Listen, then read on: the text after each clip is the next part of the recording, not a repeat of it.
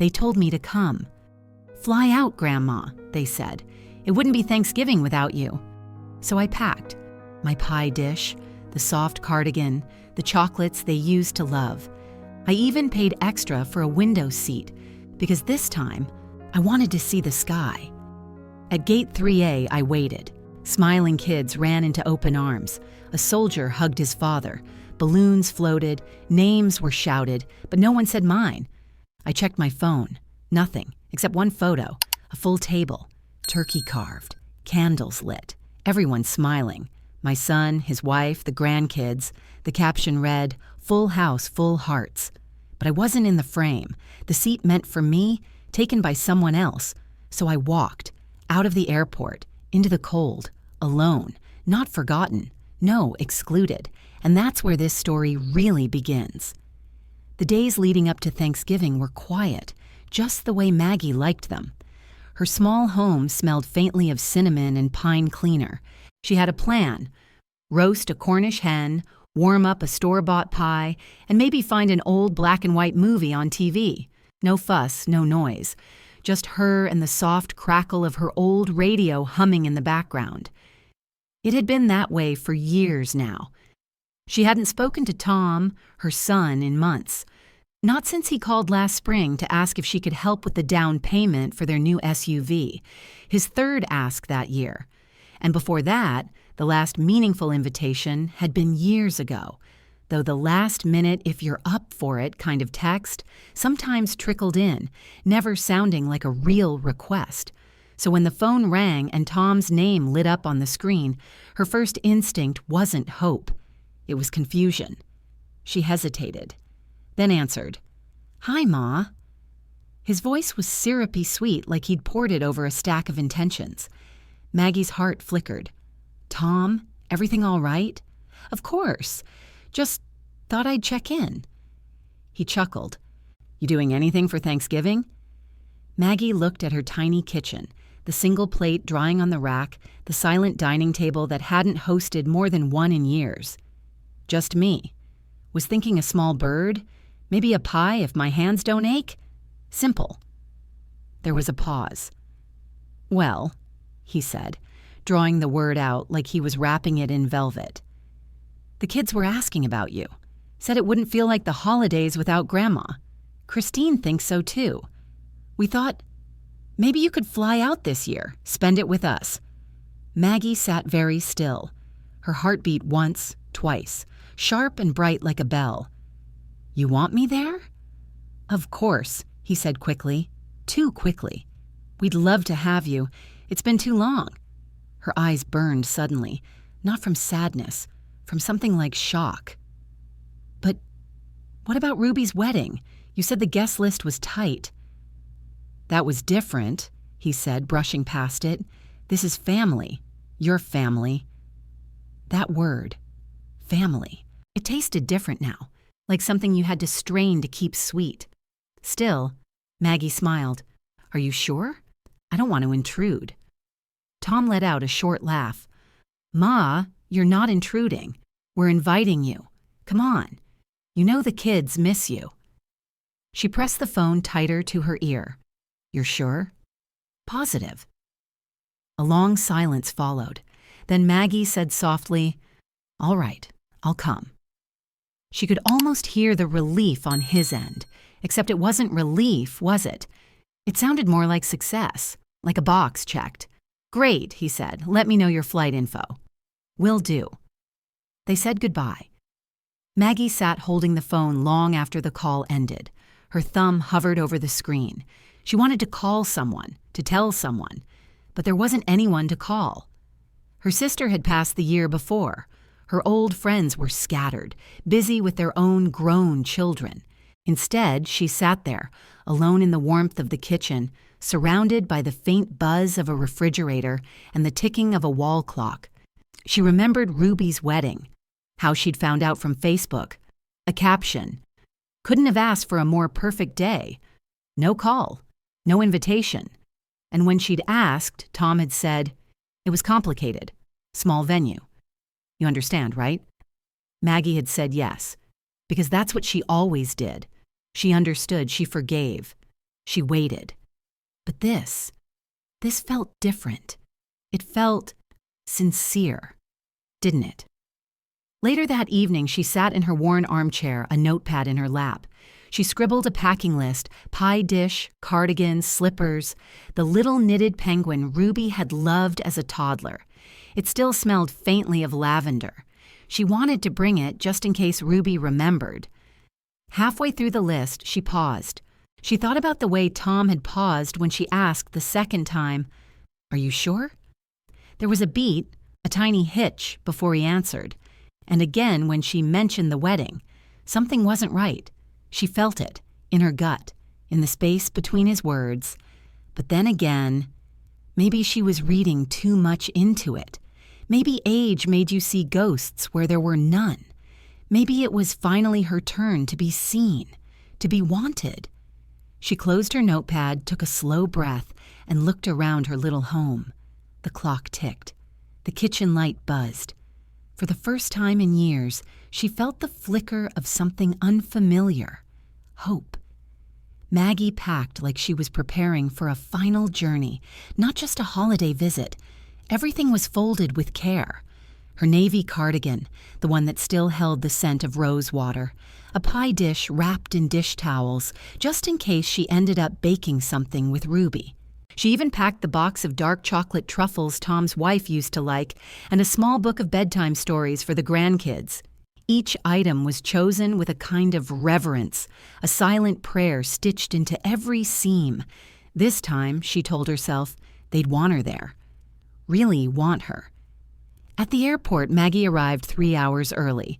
Her suitcase wheeled beside her, obedient and a little scuffed. The TSA agent smiled gently, called her ma'am, and double-checked her ID with the kind of politeness reserved for the elderly. She didn't mind. At her gate, she sat with her knitting in her lap but never pulled the needles out. Her hands were too full of nerves. When they boarded, Maggie chose the window seat. She'd paid extra, and it felt like a treat, small but hers. As the plane lifted, the city shrank beneath her, folding into patches of gray and green.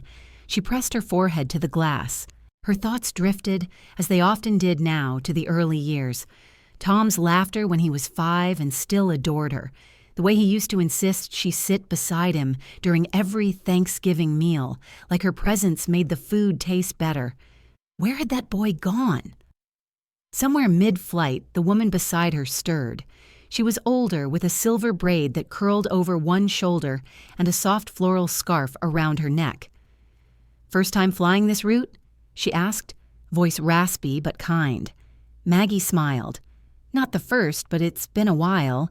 The woman nodded. "Family?" "Yes, my son and his kids." The woman let out a low hum. "Hope it goes better than mine." Maggie turned slightly. "Oh?" The woman shrugged. "Last year, I flew out to surprise my daughter. Long flight. Brought gifts, made her favorite pie, thought it'd be like old times." She paused. "Turns out she'd planned a trip with friends instead. Never even told me." "I'm so sorry," Maggie said, her stomach turning slightly. "It's all right. You live, you learn. Just wish I'd spent that weekend on my porch with a book and hot cocoa." The words landed like soft stones in Maggie's chest. Not heavy, not sharp, just present. When they landed, Maggie moved with purpose. She smoothed her skirt, adjusted her coat, and pulled her suitcase from the overhead bin. Her cardigan was folded over her arm.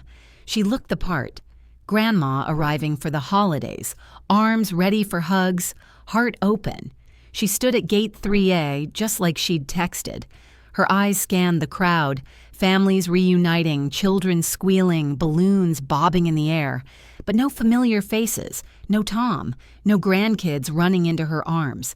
She waited 5 minutes, then 10, then 15. She checked her phone. Nothing. Then a message buzzed in. "Running a little late, be there soon." No punctuation, no warmth, just words. She stood a little straighter, told herself it was fine. The roads could be busy. Kids might have needed something last minute, but minutes stretched into half an hour, then an hour. Her hands began to tremble, just slightly. She tried to text back. No response. The crowd thinned. New arrivals came and went. She kept her coat folded neatly, refusing to sit, refusing to look like someone who had been forgotten. 2 hours passed, still no one. She scrolled through her messages, read Tom's text again. Be there soon. Soon had come and gone. The buzz of arrival had faded. The excitement, the nerves, the hope. It all hung around her like stale perfume. She glanced once more at her phone. No missed calls, no new messages. The airport announcements echoed overhead, distant and meaningless. Her eyes drifted toward the glass doors, toward the world beyond them. Her heart pounded, not from panic, but from something older, something more familiar. Disappointment that had learned to disguise itself as patience. She stared at the entrance, willing Tom to appear, willing this all to be a simple mix-up. But deep down, a quiet voice whispered, "You're not coming, are you?" And still, Maggie stood. Maggie shifted her weight from one foot to the other. Her suitcase stood obediently by her side like a loyal dog waiting for a command. The terminal around her remained in motion. Strollers rolled, laughter bubbled, taxi horns honked faintly from the outside. Across the pickup lane, a boy spotted his grandmother and sprinted into her arms. She dropped her coffee to catch him. The cup rolled, unnoticed, as they embraced like time had never passed. Maggie smiled, then quickly looked away. A young girl, maybe 9, held a hand-drawn sign that said, "Welcome home, Nana," in big block letters. Crayon stars surrounded the words. The woman it was meant for appeared moments later. Tight hugs, kisses on the forehead. A camera phone clicked to capture the joy. Maggie clutched the handle of her suitcase tighter. Her hand ached, but she didn't let go. It had been over 2 hours. She checked her phone again. No missed calls, no new texts, nothing. She tapped into her social media account, not because she was hopeful, but because sometimes, when no one called, that's where her family posted things. Birthdays, new cars, school plays, little updates, all impersonal, for everyone and no one. A red notification dot glared at her. She opened it. There it was. A photo. Tom, Christine, Ruby, and Michael. A golden brown turkey sat in the middle of the table, mashed potatoes in a porcelain bowl, candles lit, wine glasses raised. The children were laughing. Christine beamed with camera-ready joy. Maggie's heart thudded in her chest, not from happiness, from the gut-deep knowing that something had snapped. The caption beneath the photo read, "Full house, full hearts, happy Thanksgiving from our family to yours." She stared at the image, drinking in every corner, looking for her own face, for some sign that this had all been a misunderstanding. There was none. She recognized the tablecloth, her old one. She'd given it to Christine 2 years ago. The framed photo in the background, Tom's high school graduation picture. She had paid for the photographer. She'd helped fund the down payment on that house. And yet in that moment, she was a stranger looking in. Her fingers trembled as she zoomed in. One chair caught her eye. At the end of the table, where she usually sat during visits. The same spot she had always been offered. Closest to the kitchen so she could help serve dishes. That chair wasn't empty. A woman sat there. Younger than Maggie. Stylish, with sleek blonde hair and a coral scarf draped around her shoulders. She was mid-laugh, her hand resting lightly on Ruby's shoulder like they'd known each other forever. Maggie didn't know her. She didn't have to. It was clear who she was. Christine had mentioned her once, Vanessa, a co-worker recently divorced.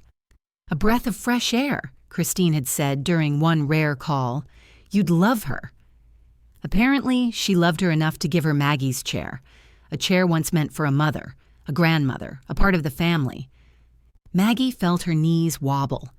She forced herself to the nearby bench before her legs gave in entirely. She sat, suitcase still by her side, cardigan still folded on her lap, as if keeping her dignity in layers. She read the caption again. Full house. Full hearts. Her breath hitched. It wasn't just that they'd forgotten to pick her up. They had replaced her. She didn't belong in that photo. They didn't intend for her to belong at all. All those words Tom had said, "The kids miss you. It won't be the same without you," were lines, rehearsed and sweet. A script he probably didn't believe himself. The photo was proof. Not a missing piece, but a closed puzzle. And Maggie? She was standing outside the frame. Her thumb hovered over the screen. She could call. She could ask. She could beg for clarification. But what would she say? What could they say in return that the photo hadn't already shouted? She lowered the phone, let it rest in her lap. A little boy passed in front of her, dragging a balloon and giggling. He looked back at her and smiled, a pure, unfiltered expression of childhood joy. She returned the smile, lips trembling slightly. Then she whispered, almost too quiet for herself to hear, "They didn't forget. They chose." And that, somehow, hurt more. Maggie sat on the cold metal bench outside the arrivals terminal, watching shadows stretch across the pavement. Her hands were clenched tightly around the handle of her suitcase. She felt like a relic, someone left behind by the fast-moving world. She unlocked her phone again, thumb hovering over the rideshare app. She could call an Uber, go somewhere, anywhere. But instead, she stood, slowly, stiffly. Her knees protested the movement, but her pride kept her upright. She started walking, not with purpose, not with destination, but with weight. Each step away from the terminal felt both heavier and freer, like shedding something she hadn't realized she'd been carrying. The sun had started to dip, casting a hazy gold across the sidewalk. Then, just past a row of shuttle signs and stacked luggage carts, Maggie paused. There, across the parking lot, sat a dark silver SUV, familiar, too familiar. Her chest tightened. She squinted. The glare off the windshield was bright, but she saw it. Tom, her son, sitting in the driver's seat. He wasn't alone. Christine was beside him, talking animatedly, her hands moving.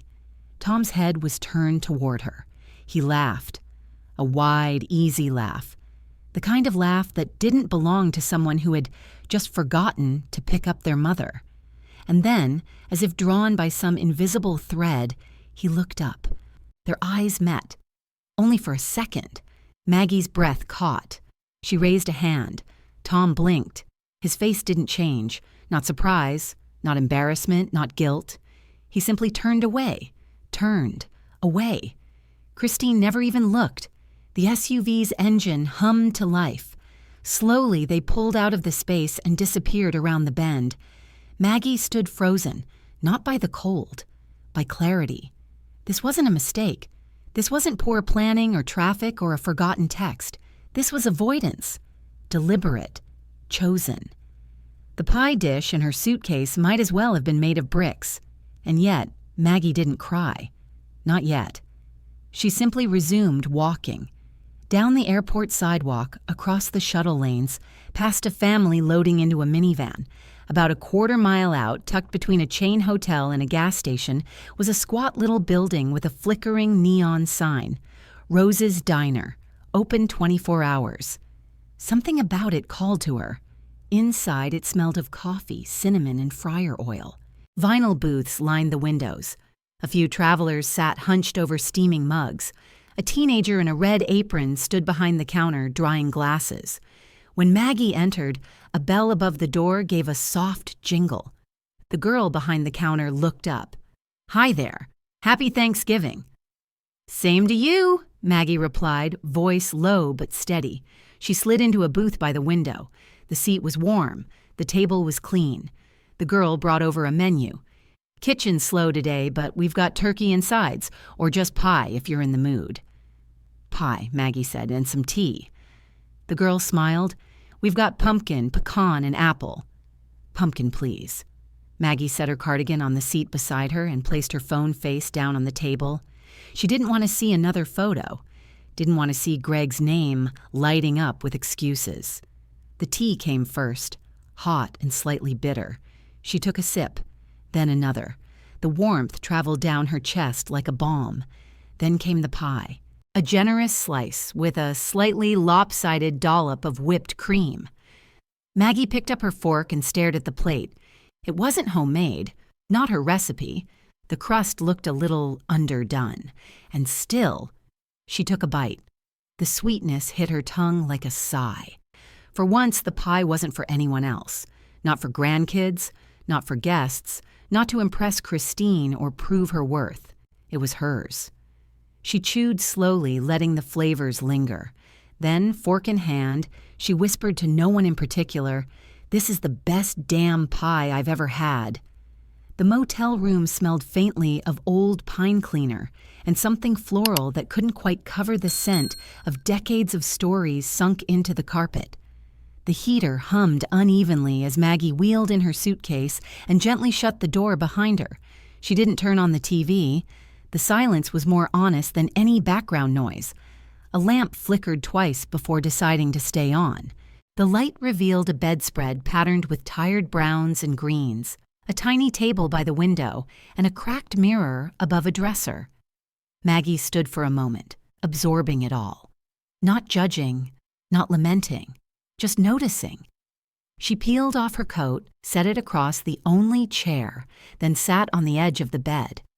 Her hands moved with habit, not thought, as she unzipped her suitcase. First came the cardigan, folded and still unused, then the pie dish, wrapped in its towel cocoon, then carefully tucked beneath the inner flap her notebook. It was small, bound in navy faux leather, the corners bent from years of being handled, but never fully read by anyone else. It had started as a grocery list book.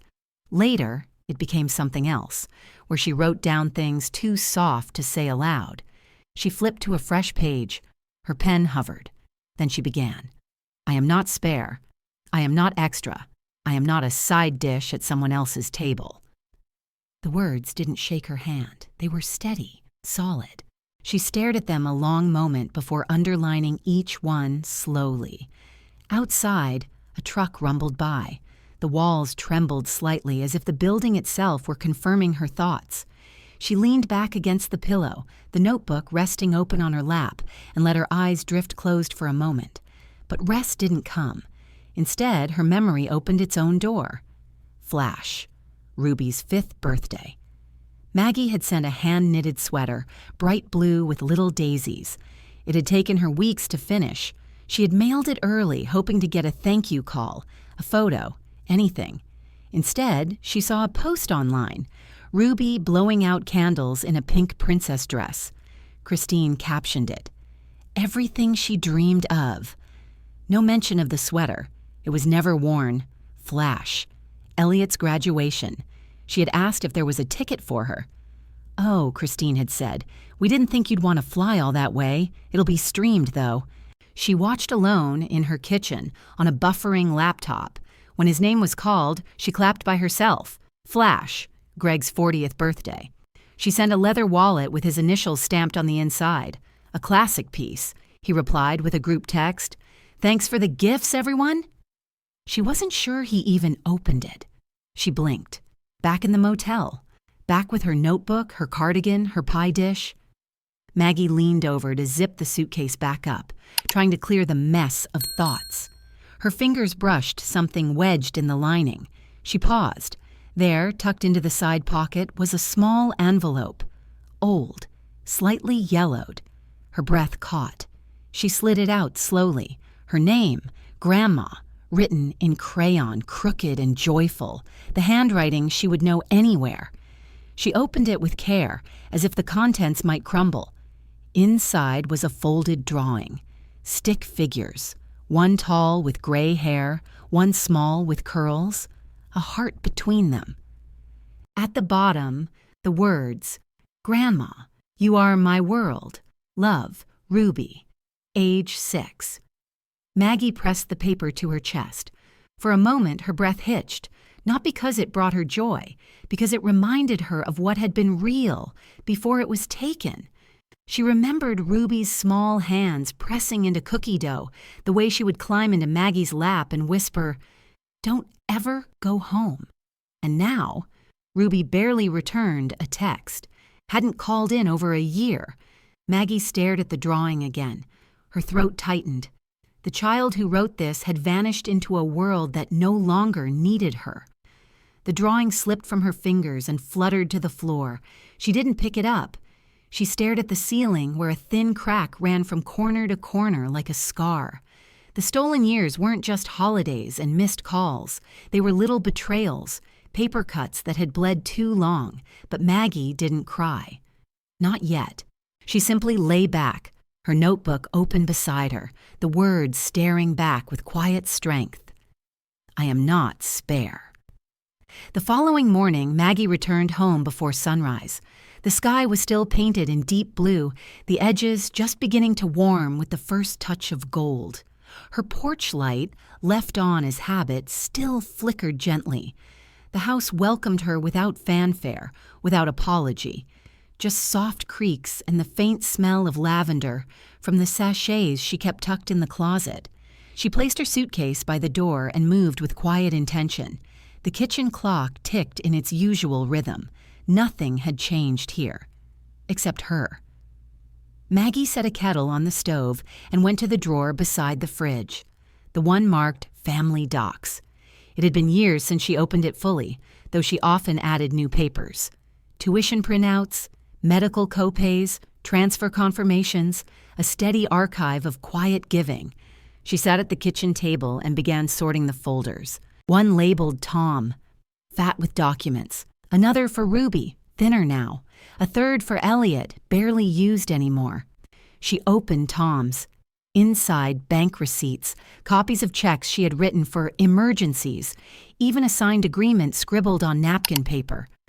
We'll pay you back after Christine's bonus hits. The bonus never did. Or maybe it did. The payback never came. There were letters from the school district about enrollment for Ruby and Elliot. She had co-signed for the private preschool deposit. Christine had hugged her tight after and whispered, "We couldn't have done this without you." No, they couldn't, and they hadn't. Each page was a wound, reopened by date and signature. And then, something unfamiliar, a loan agreement from nearly 6 years ago. Not hers. She held it up, confused. Her name was listed as a guarantor, her full legal name, signature in tight cursive. She didn't remember this. The loan, $8,000, had been paid off. No default, no collection calls. But the address listed under her name was not her own. It was Tom and Christine's. Her eyes scanned for clues. Purpose, home renovation and appliances. The signature. It was similar, but off. She pulled out a magnifying glass from the drawer, studied it. The M in Maggie curved too sharp, the G too round. It wasn't hers. She sat back, her breath caught between disbelief and understanding. Christine. She remembered Christine once asking her for utility statements. The loan app wants a secondary ID verification, she had said. Maggie had handed them over, trusting, not thinking. She hadn't been co-signer, she'd been camouflage. Maggie stared at the paper, her fingers tightening around the edges. Then, with slow resolve, she picked up the phone and called her bank. After verifying her identity, she asked about the loan. Quietly, calmly. "Yes, Mrs. Whitmore," the woman on the other end confirmed. "We show you as a listed secondary on that loan, closed 3 years ago." Ah, Maggie closed her eyes. So it was true.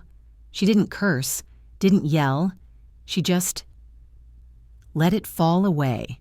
The betrayal didn't sting the same way anymore. It didn't come sharp like it had at the airport. It came dull, heavy, like the final brick placed on a wall that had been built slowly over years. Christine had used her. Tom had watched. And Maggie, she had offered every part of herself, time, money, trust, and asked for nothing. She looked at the folder again, at all she had given, and realized they had never really seen her, only what she could do. Maggie stood and walked to the pantry, pulled out a small candle she kept for storms. Tonight it would serve a different kind of power. She lit it, placed it at the center of the kitchen table. Then she cooked. Nothing elaborate, just a small bowl of lentil soup, some crusty bread warmed in the oven, a glass of wine, one of the better bottles she'd been saving for some imagined celebration that never came. She set one plate, for herself. No seat for apologies, no space for explanations. She didn't put on music. The quiet was enough. She sipped, slowly, ate without rush, chewed each bite like it belonged to her, and only her. The candle flickered gently, casting soft shadows on the walls she had painted herself. When she finished, she washed the dishes with calm hands, wiped the counter, and blew out the candle. The room smelled of soup, wax, and peace. She stood for a moment, one hand on the back of her chair, and whispered, "This house is still mine." And for the first time in a long while, she believed it. The next morning dawned with a pale, wintry calm. Maggie was up before the sun, sipping weak coffee from a chipped mug, already dressed in her navy cardigan and sturdy walking shoes. Her hair was pulled back with the same silver clip she'd worn for years, the one Emma once called her grandma crown. She didn't look regal, but she felt composed, not armored, not brittle, just prepared. She stepped outside, the cold nipping at her cheeks as she locked the front door. She didn't hesitate, not even for a second. At precisely 8:59 a.m., she stood at the glass doors of the First National Bank. Frost coated the handles.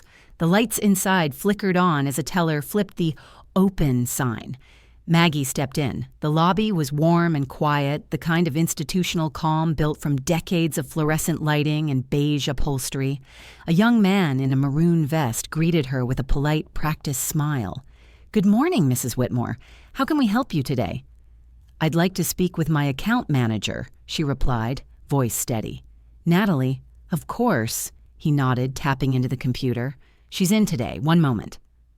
5 minutes later, Maggie was ushered into a glass-walled office where Natalie, blonde hair pulled into a tight twist, smart navy blazer, stood and extended a hand.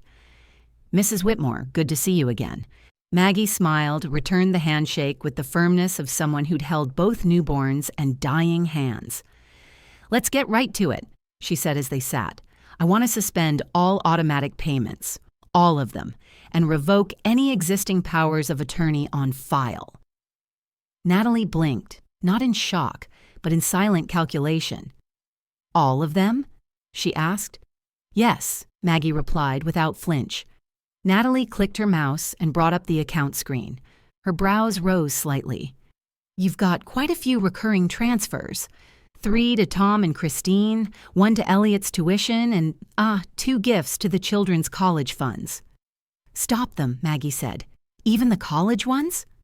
"Especially those," Maggie said, her voice quiet but decisive. Natalie hesitated for a beat, then nodded. "All right, I'll start the suspension process now. You can return tomorrow to sign the cancellation confirmations." Maggie nodded. The hum of the computer keys filled the silence. Then Natalie paused again, squinting slightly at the screen. She murmured, almost to herself. Maggie tilted her head. "Something wrong?" Natalie bit her lip, uncertain if she should speak. "About 6 months ago," she said slowly, "we got a request, digitally, to increase the transaction limit on your checking account. It was flagged, so I reviewed it myself. The request came through from your registered IP, but the language, it felt off. Too informal. I thought maybe it was Tom. He's listed as secondary access, correct?" Maggie's expression didn't change. "He was," she said, "until now." Natalie nodded solemnly, clicking a few more tabs. "Would you like to see the request?" Maggie shook her head. "No need." There was no anger in her voice, just finality. "I trusted him," she said, "but trust doesn't mean handing someone your spine." Natalie blinked, visibly taken aback by the simplicity of the statement. "I've let him learn through my money," Maggie continued. "Let him stretch, stumble, pad his failures with my safety net. It's time he learns by something else." She smiled faintly. "Let him learn by consequence." Natalie sat back in her chair, her fingers paused above the keyboard. "Are you sure you want to do all of this at once?" Maggie looked her in the eye. "I've waited years," she said softly. This isn't all at once. For the next 20 minutes, Natalie processed every request, suspending transfers, revoking permissions, initiating paperwork. Maggie signed each form carefully, her handwriting neat and unshaking. When the final form slid across the desk, Natalie added gently, "You'll need to come back tomorrow to finalize the POA revocation. We'll need a notary present." "I'll be here at 9 sharp," Maggie said, already rising. As she stood, she glanced out the office's glass wall. The world outside was still waking up.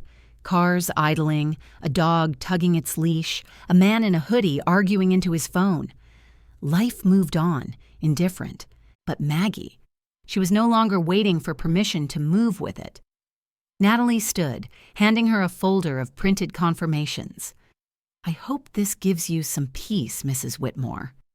"It's not peace yet," Maggie said with a small smile, "but it's silence, and sometimes that's the first step." She left the bank with unhurried steps, the chill biting less sharply now. The wind pressed against her but didn't push her.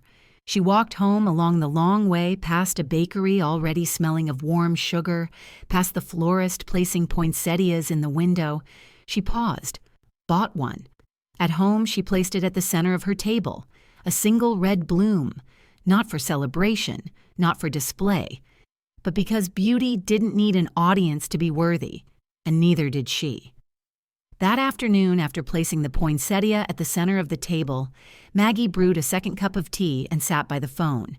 Her fingers hovered for only a moment before dialing the familiar number. "Barnes & Rowe. How may I direct your call?" "This is Margaret Whitmore," she said. "I'd like to speak with Mr. Barnes, please." There was a pause, the soft clicking of transfer lines. Then a warm, gravelly voice. "Maggie. My goodness, it's been a while. How's retirement treating you?" She smiled faintly. "It's about to get a lot quieter." "I assume this isn't just a social call." "No," she said. "I'd like to update my will."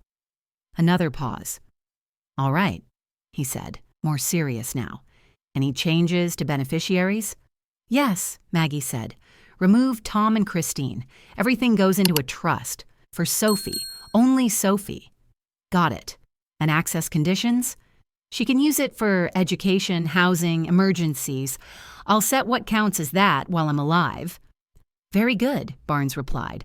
"I can draw up the documents and have you in by Friday." "Make it Thursday," she said. "I don't want this dragging." "Understood." When she hung up, Maggie didn't feel heavy. She felt clear. She pulled out her notebook, the one usually reserved for grocery lists and unspoken thoughts, and tore out a clean sheet. Across the top, she wrote, "For Sophie when I'm gone." Then she began. "You once told me I was your safe place, that no matter what else was falling apart, I always made you feel whole. I want you to know, sweet girl, that hearing that meant more than anything this world could offer. This isn't about punishment. It's about truth. It's about love given without being asked to shrink. It's about what you saw when no one else did. You saw me, not because of what I gave, but simply because I was me." She set down the pen, her chest tight, not with grief, but with gratitude. She folded the letter and slipped it into an envelope, wrote, "For Sophie," in her careful cursive, placed it beside the kettle. By evening, the house was awash in golden lamplight. The sun dipped low, casting long shadows across the floor. Maggie sat back in her armchair with her book unopened on her lap when the phone rang. Unknown number. She hesitated, then picked up. "Hello? Grandma?" Her breath caught. "Sophie." "Yes," her voice trembled. "Is it okay if I call?" "Always," Maggie said gently. There was silence for a beat. Then Sophie exhaled a shaky breath. "I just found out," she said, "the truth." Maggie didn't ask what she meant. She already knew. "They told me you didn't want to come," Sophie said. "That you canceled last minute, that you were tired, didn't feel up to traveling." Maggie didn't interrupt. "I believed them. For a while. I kept wondering why you hadn't called, why you hadn't texted when you landed. But today, Elliot showed me a picture. of you, at the airport, baggage claim, just standing there. Silence again. Maggie let it breathe. I don't understand why they lied. Maggie's voice was soft. Because lies are easier than facing the harm we cause. I'm so sorry, Sophie whispered. You don't need to be, Maggie said. You didn't do this. I needed to hear your voice. Well, Maggie said, smiling faintly, here I am, Sophie sniffled. So, what now? I mean, are you done with them? I'm done waiting, Maggie replied. That's different. Sophie was quiet again, then softly, they're going to hate me for calling you. That's their choice. Mom said, if I go visit you, I'll be choosing sides. Maggie closed her eyes for a moment. I won't ask you to choose, sweetheart, but you deserve the truth. Now that you have it, what you do with it is yours. There was a pause. Then Sophie said, steady and sure, I choose you. The tears came then, not loud, not sharp, but slow and clean. Maggie pressed the phone to her ear, the silence full and soft. I don't need anything from you, Sophie added. I just want to be near you again, to sit on the porch and play cards, to have your soup, to laugh about that awful casserole I made once. Maggie chuckled through tears. The one with the unpeeled yams. Exactly, Sophie laughed. They talked for another 10 minutes, about classes, the cat, a book Sophie had just finished. It was easy, the kind of easy that only came from people who saw each other without pretense. When they said goodbye, Maggie didn't feel broken. She felt chosen. She stood, walked back to the table, and lit the candle again. This time, not for peace, not for silence, but for beginnings. It was a crisp Saturday morning when Sophie arrived. Maggie waited at the platform, a paper bag in hand, inside a sandwich wrapped in wax paper and a crisp green apple, just in case Sophie hadn't eaten on the train. She stood in her warmest coat, the navy one with the big buttons, and a scarf she'd knitted last winter, wound tightly around her neck. The train pulled in slowly, the engine sighing like a tired animal. Doors opened. Passengers spilled out, college students, families with strollers, men in suits looking lost. Then Sophie appeared. She wore a gray hoodie under a long coat, jeans, and the canvas backpack Maggie had sent her 2 Christmases ago. Her curls were tucked into a knit beanie. She looked older, taller, but her face, when it lit up at the sight of Maggie, was still unmistakably her. She ran the last few steps, flinging her arms around her grandmother. Hi, Grandma, she whispered into Maggie's shoulder. Hi, baby, Maggie said, holding her tight. You're here. They didn't talk much on the drive back. Sophie looked out the window like she was trying to memorize the streets again. Maggie drove slowly, letting the familiar rows of houses pass in silence. At the house, Sophie dropped her bag in the guest room and returned to the kitchen like she'd never left. The chessboard was already out. They played 2 games. Sophie won the first, narrowly. Maggie took the second with a surprise bishop sacrifice that made Sophie gasp and laugh. I forgot how sneaky you are, she said. I've had practice, Maggie replied. They cooked pasta together. Sophie chopped garlic. Maggie stirred the sauce. They didn't talk about what had happened.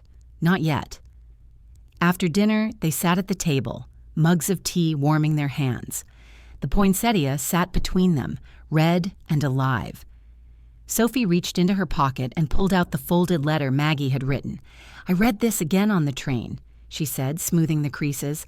I've never seen you write like that. I've never had to, Maggie said.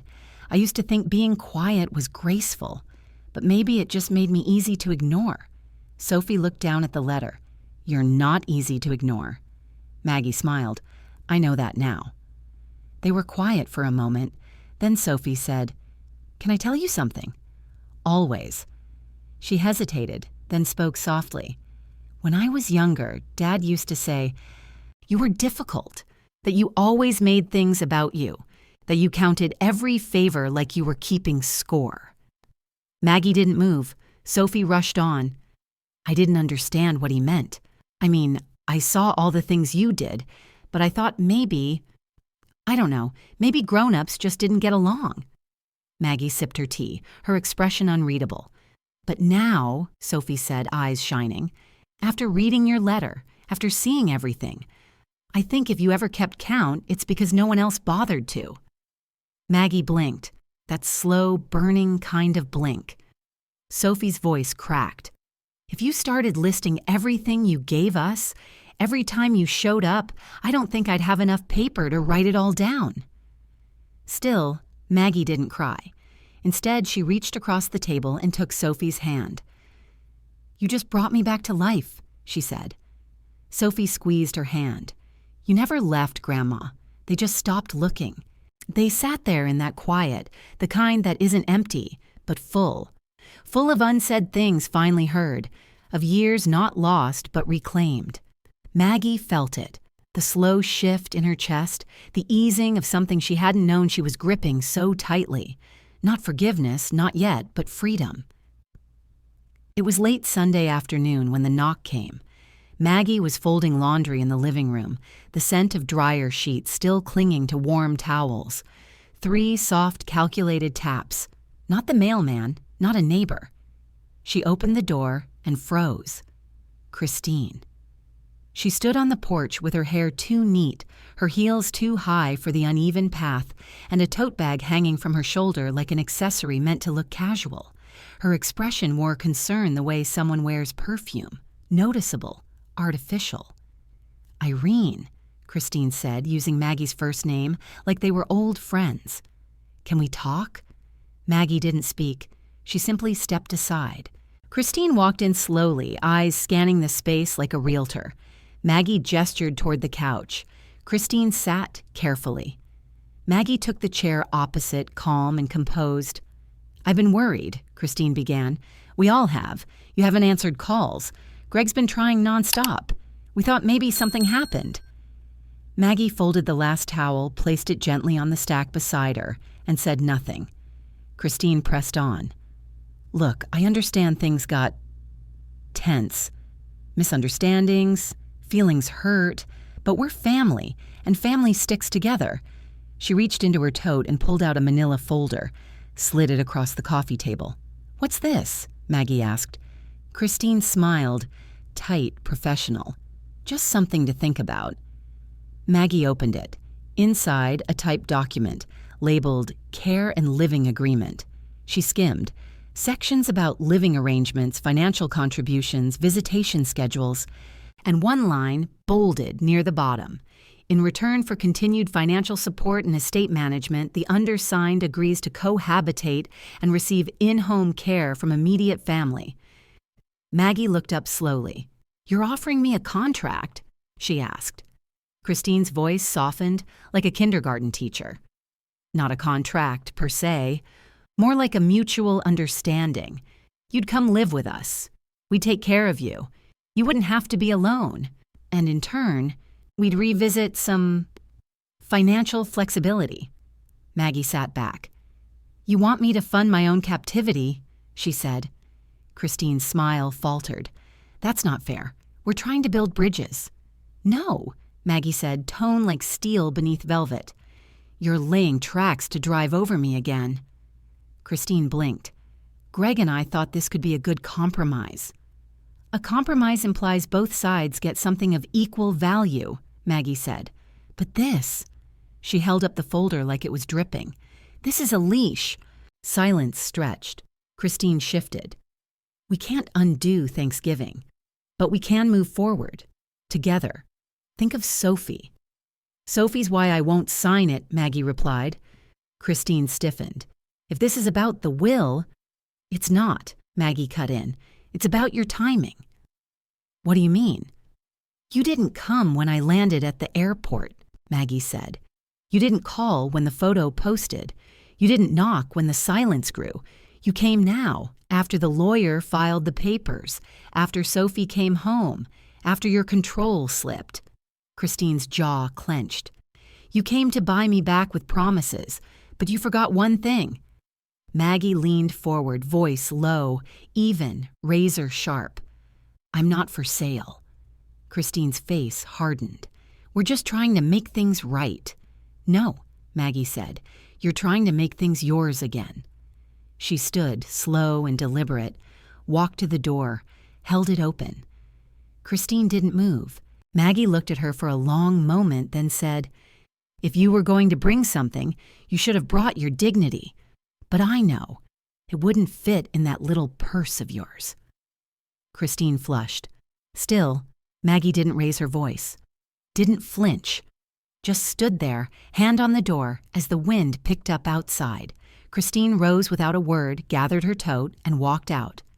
Maggie closed the door behind her, softly, like sealing a chapter, and turned back toward the living room.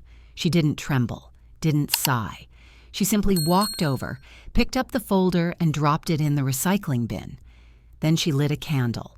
One wick, one flame, one woman, still here, still unowned. The house was silent but not empty. It was the kind of silence that hums gently through the walls, peaceful, not lonely. Maggie sat at her kitchen table in the late morning light, the same table where she'd folded bills, shared soup, stitched buttons. Her pen moved slowly over the thick cream paper, each word deliberate. To whoever reads this after I'm gone, this is not punishment. This is clarity. She paused, sipped her tea, and continued. For years, I gave without keeping track. I loved without being seen. I believed family meant sacrifice and that silence was graceful. But silence is heavy, and sacrifice without return becomes disappearance. She didn't write with rage. She didn't write with sorrow. She wrote with truth. This isn't about inheritance. It's about recognition. Sophie saw me, not because she had to, but because she chose to. That's what family is: choice, presence, respect.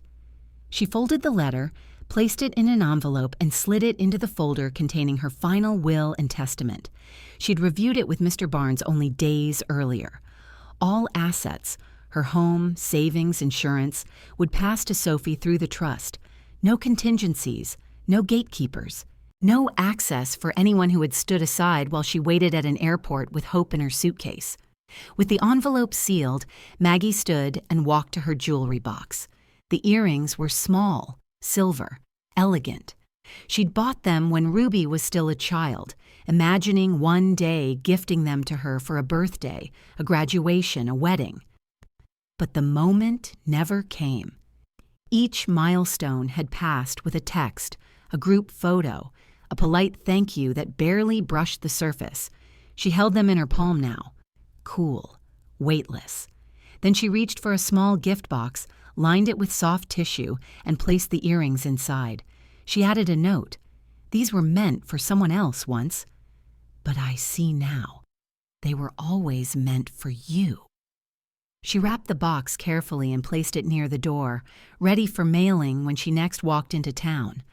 That afternoon, as the sunlight filtered through the blinds, Maggie's phone buzzed. She didn't expect the name. Ruby. She stared at the screen for a long moment before opening the message. Hi, Grandma. I hope you're well. I was wondering if you could re-enable my access to the college fund. There are some things I'd like to take care of. Let me know. Love, Ruby. There was no greeting, no apology, just assumption. Maggie typed slowly. No. One word. She reread it twice before hitting send. It was firm, clean, complete. No explanation, no justifications, no history lessons. She set the phone down and walked to the living room. The fire had died to soft embers. She threw on a log, watched the sparks leap to life, and sat back. There had been a time when Ruby's message would have made her cry. There had been a time when she'd feel guilty for saying no. Not anymore. She had spent her life filling cracks, making peace, softening every edge. But now, she was her own hearth, her own roof, her own warmth. She was home. The phone rang just as the scent of cinnamon and butter filled the kitchen. Maggie hesitated before answering. Her hands were dusted with flour. The pie crust rested on the counter, gently pinched along the edges. She wiped her palms on a towel and picked up the call. "Mom?" It was Greg. His voice didn't sound rushed or distracted. It didn't carry the brittle cheerfulness she'd grown used to. It sounded still. "I've been thinking," he began, pausing like he didn't know where to start. I saw the trust. I know you changed everything, and I want to say I'm sorry." Maggie didn't speak. "I mean it. Not the kind of sorry where I blame you or make excuses. Not the kind where I try to explain it away. Look, I messed up. We all did. But I did the worst of it." She sat down at the kitchen table, phone resting beside the wrapped pie dish. "I left you there," he said. "I knew what time you landed. I saw your text. I thought it would be easier to pretend we got it wrong than to face what we'd done. I'm ashamed." Maggie closed her eyes. The pain didn't rise up. It didn't twist. It just settled. Quiet and clean. "Thank you for saying that," she said evenly. "I don't expect anything," Greg added quickly.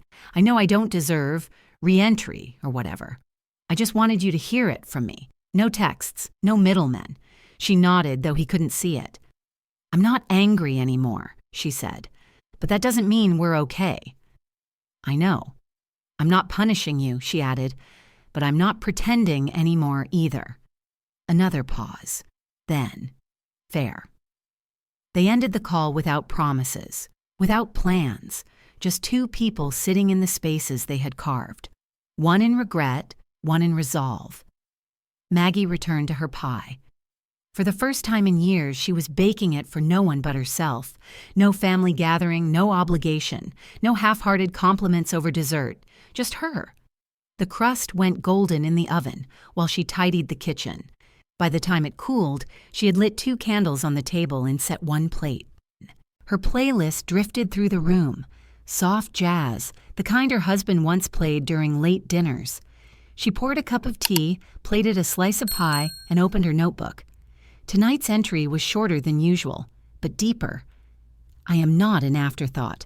I am not the filler in someone else's feast. I am not a second option. I am the whole meal. I am the story." She underlined that last line. Then she added 1 more paragraph, something she hadn't written for herself in decades. If you're reading this, if you've ever waited for someone to see you, to choose you, stop. Look in the mirror. That's the first person who needs you. The rest? If they care, they'll come. And if they don't, you still have you and you are enough. She signed it with her name. Not Mom, not Grandma, not Irene the Generous or the Dependable. Just Maggie. Plain, complete, herself. She took a bite of pie, warm, spiced, slightly uneven crust. Perfect. The candles flickered. The house hummed. She didn't feel triumphant. She felt real. She had closed no doors that weren't already shut. She had locked nothing but the versions of herself that no longer served her. And in the center of that small, quiet kitchen, Maggie Wexler didn't reclaim anything. She simply lived.